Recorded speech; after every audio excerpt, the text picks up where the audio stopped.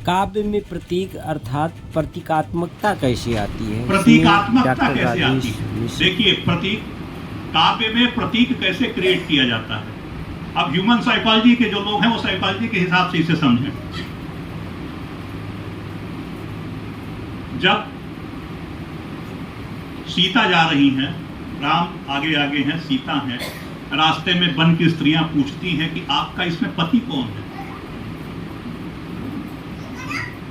तो सीता, भारतीय संस्कृति की मर्यादा देखिए और सीता का चरित्र देखिए।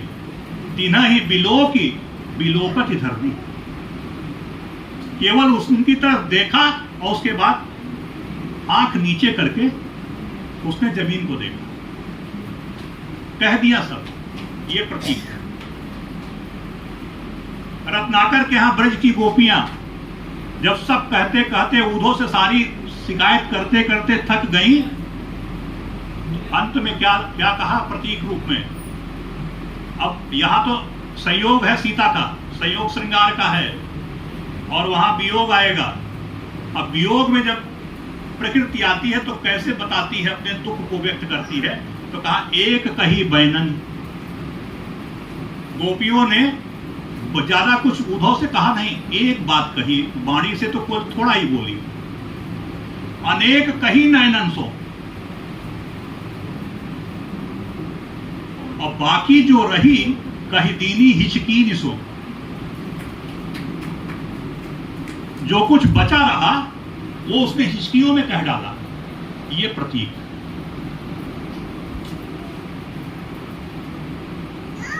अब प्रकृति एक तरफ आती है, जैसे अब जायसी के यहां चलिए, जायसी की भी चर्चा इन्होंने की है। जायसी के यहां संयोग और वियोग दोनों प्रकार के भक्ति का, प्रेमाश्रयी भक्ति का उल्लेख है। आचार्य रामचंद्र शुक्ल, शायद उनका उदाहरण आपने छोड़ दिया है, उन्होंने कहा है कि जायसी का रत्नसेन आत्मा है और पद्मावती वो परमात्मा। और इस पूरे को लेकर के उन्होंने जो बिंब क्रिएट किया, तन चित्तौड़, शरीर जो है चित्तौड़गढ़ है, जो अब पद्मावत के ये अलग अलग जो कथा में वर्णन है, चित्तौड़गढ़ की कथा है, रत्नसेन वहां जहां वो है। मन राजा की ना, राजा जो है मन है। हिय सिंघल, हृदय जो है वो सिंघल द्वीप है जहां पद्मिनी है। अब बुद्धि पद्मिनी चिन्हा, जो जिस तोती की कथा है, गुरु सुआ वह गुरु है।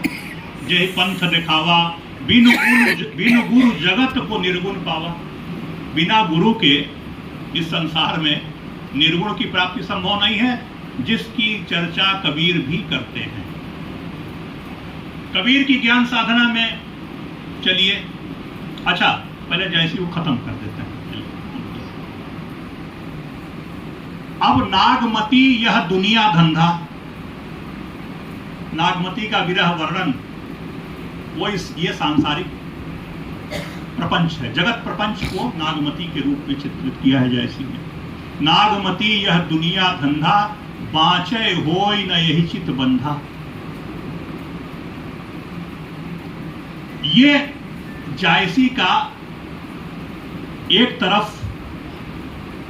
निर्गुण ब्रह्म की उपासना के प्रतीक हैं और दूसरी तरफ जो लौकिक प्रतीक हैं, चित्तौड़, रत्नसेन, नागमती, पद्मावती, सुग्गा, ये सब भौतिक प्रतीक हैं। इसमें क्या है, यहां पद्मावती जो है उसके साथ जब उसका वर्णन जायसी करते हैं तो 6 ऋतुओं का वर्णन करते हैं, 6 ऋतुओं का। और जब नागमती का वर्णन करते हैं तो 12 मासा का वर्णन करते हैं। यानी 12 मासा में पूरा वियोग श्रृंगार है और 6 ऋतुओं में पूरा संयोग श्रृंगार का वर्णन है। लेकिन कबीर के यहां ये बिंब विधान बदल जाता है और सीधे सीधे सपाट बयानी पर उतर आते हैं। वो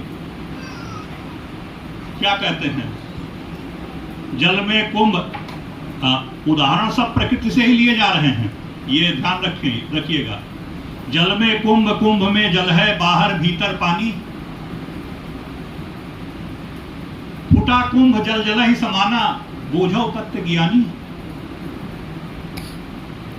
कहा ये कुंभ जो है, ये जो शरीर है, इसको कुंभ कह दिया। और ये पूरी प्रकृति किससे घिरी हुई है? जल से। और जब ये होता है तो कहां जाते हैं? जल में, है ना?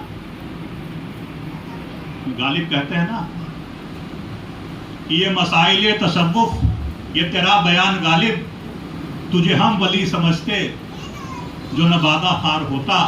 हुए हम तो मर के रुसवा, हुए क्यों न गर के दरिया, न कहीं जनाजा उठता न कहीं मजार होता। तो गर के दरिया होने में गालिब भी अपना स्वाभिमान समझ रहे थे, मजार उजार के खिलाफ वो भी थे। तो ये जल का है। एक और उनका पद ले लेते हैं कबीर का। कहते हैं कि हिरना समझ बूझ बन चरना, एक बन चरना दूजे बन चरना, तीजे बन पग नहीं धरना। वाही वन में 5 पारथी, वहां 5 शिकारी हैं। और हिरना किसे कहता है? इस आत्मा को। कहा बहुत समझ बूझ के इस संसार में रहना। यहां ये बिंब